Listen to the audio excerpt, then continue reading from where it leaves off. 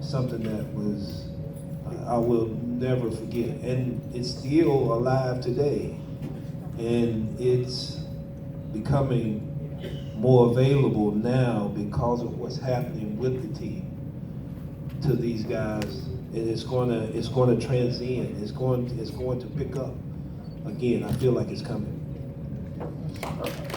Yeah, I think we all feel.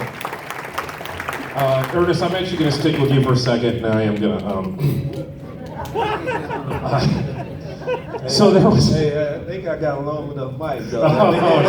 Okay. So there's a lot of questions came in. Apparently, I don't know. There was a game at some point where maybe something happened where I'm not sure. There's things I don't know. Can you talk about it? But specifically, though, in all honesty, the question is how you've changed, how you felt about it in the moment, an hour later, a week later, a year later, a decade later, today. How your thoughts about that night have changed. Well, what everybody's, what are y'all doing? Y'all need me to stand up too, or y'all good? No? I don't know what the hell you're talking about. I didn't think that was you. That was Kevin, right? I thought, yeah. No, in reality, everybody knows. The book is called Everybody Fumbles. 1987 AFC Championship game. You know, we done battled. We got down at the half, 21-3. Nobody panicked. Everybody still believed.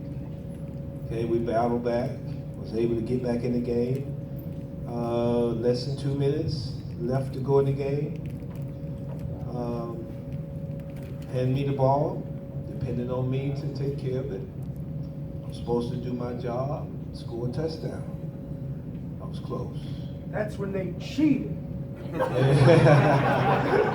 They did. And I fumbled the ball on the 2-yard line. It's called the fumble. Took me 30-something years to really get over it. I mean, it was I'm sorry, ask that question again. It was 30-something years, 32, 33 years ago. Yeah, he was a little bitty baby. But I didn't deal with it well at the time. I took responsibility. I said it was my fault, and it was. I mean, a lot of people talk about, they talk about Webster, but reality is my job to take care of the ball, whether Webster does it or not. I'm supposed to take care of the rock, and I didn't at that point. I said it in Believe Land, and I know it in my heart. They couldn't stop me. No way. The only way they could stop me was try to do something like they did. And it affected me that day. I cried that night on the plane, talking to Carl Harrison. I call him Big Daddy. We all call him Big Daddy. Big Daddy Carl Harrison. He was sitting right beside me. And I said to him, I said, hey man, I messed it up. And he tried at that point to tell me that I didn't. But when you play a game, you try to be perfect on a continual basis, every day, every single play, every rep, every meeting, every time I got in the weight room, every time I ran a sprint, every time I practiced a play, just trying to be perfect. And that was one of the, I guess, I wouldn't wish that on anybody to have to live the way that I lived the fumble. But it helped me to be a better coach, to be a better man,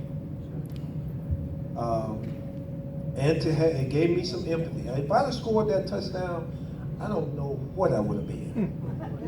Because I was a badass. I was kicking some ass, I'm telling you. I knew it, and I'll tell you this story real quick. Obviously, coming off the game from Indianapolis, that was a get back game. Scored, rushed for 120-something yards, scored a couple touchdowns against them. And Ahmad Rashad, we were coming out of the hub, out of the tunnel. And Ahmad Rashad said, "Have a good game." And I looked at him and I said, "I will." Because I knew. I knew that I had that stuff. I was a badass. But I needed humbling. That was a huge humbling process that I went through. I needed humbling. Because I'm telling you, I don't know what I would have been, what type of person I would have been if that fumble hadn't happened. But I sure wasn't wishing on nobody, though. New text message from Portia. Okay, when would you like to have them get together? A lot of perspective. It produces the book. It produced a lot of love from a lot of people, even in this room. Even today, people are endeared to me because of some of that. And I appreciate it. I thank you for the love.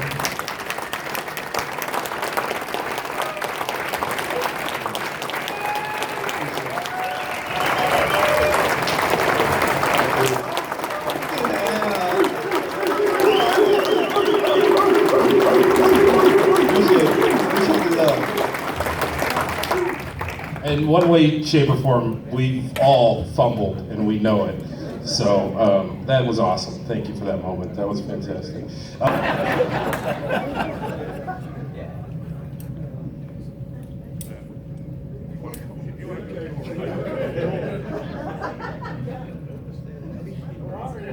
What was your favorite stadium to play at except the Browns? Yeah, there isn't. I'd say the coolest stadium to play in is probably the Saints because, they do that whole who that thing. Well, we had that all quiet the whole game. So I think that was pretty cool. So, I think so.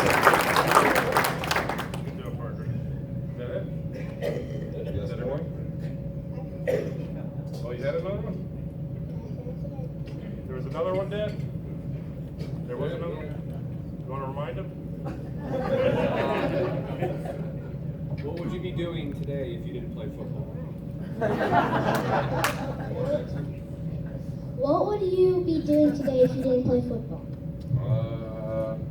Well, I went to school for computer science and biology. I was a dual major.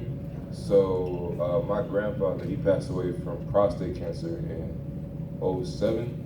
So he was a big influence as far as he always knew, even though I was fat and big during the time when we were close, he always knew that I was gonna do something great. I didn't know what it was, but he always told me you're gonna do something great. So I thought it was gonna be something with medicine. I wanted to become an oncologist. But when I got to Charlotte and I was going through the pre-med program and everything, somebody told me one day, they said, what if God is gonna use football for you to do something with cancer and all that kind of stuff and research? So I was like, oh, that makes sense. So as I, the long hours when I'd be in the library and then I'd go to the facility, sleep at the facility, go work out, and go take my tests. It all mattered because now I'm in a position where I can start my foundation. And one of the biggest points will be, not only weight loss and scholastic stuff, but also cancer research. So.